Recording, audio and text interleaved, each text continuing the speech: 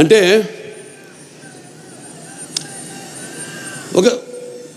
చెప్పడం జరిగింది, ఒక పాత్ర నుంచి పుట్టుకొచ్చింది. ఎంతో సినిమా అంతా ఎంతో ఒక సర్వే చేస్తాం.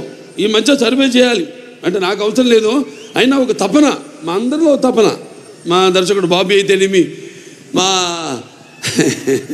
నందమూరి ఎన్బికే తమ్మన్ గారు అయితేనేమి, ఎంతో రీసెర్చ్ చేస్తాం. ఏదో చేయాలి, ఇంకా ఏదో ఇవ్వాలి అనే ఒక ఆవేశం, ఒక తపన. ఆ తపనే ఒక చిన్న పాత్ర ఆదిత్య 369లో నేను 91లో చేశాను, 1991లో. అది నాకు గుర్తుండిపోయింది, ఎందుకంటే నా అమ్మాయిలు ఎప్పుడు నా గుండెల్లో ఉంటారు.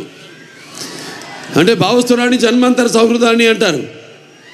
అంటే పోయిన జన్మలో కొంతమందితో ఉండే సత్సంబంధం వల్ల ఈ జన్మలో కొంతమందిని తిరిగి పొందొచ్చు. కానీ ఇన్ని వేల లక్షల కోట్ల మంది అభిమానులు పొందడం అంటే అది నా పూర్వజన్మ సుకృతంగా భావిస్తాను. సమాజం మీద నాకు బాధ్యత ఉంది. అలాగే నా అభిమానులు వాళ్ళు కూడా కార్లలో ఎగరేసి గర్వపడేలా చూసుకునే బాధ్యత కూడా నా మీద ఉంది.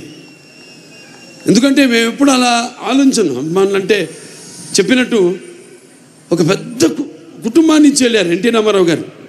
అందుకే నాకు అంత ధన్యమైన జన్మనిచ్చి నన్ను మీ అందరి గుండెల్లో ఆయనకి ప్రతిరూపంగా నిలిపినందుకు దైవాంశ సంభూతుడు విశ్వానికి విశ్వ నట రూపం ఏంటో చూపించిన నా తండ్రి గురువు దైవం కారణజన్ముడైన విశ్వవిఖ్యాత నట సార్వభౌమ నటరత్న తెలుగుదేశం పార్టీ వ్యవస్థాపకులు డాక్టర్ పద్మశ్రీ నందమూరి తారక రామారావు గారు మనందరినీ గెలిపారు.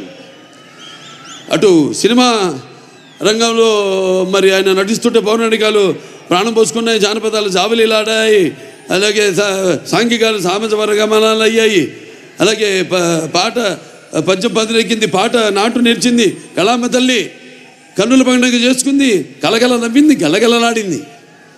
అటువంటి రామారావు మరి ఆయన బిడ్డగా పుట్టడం అంటే ముందు తెలుగు జాతి చేసుకున్న అంటే ఆయన తెలుగు జాతిలో పుట్టడం అనేది తెలుగు జాతి అదృష్టం.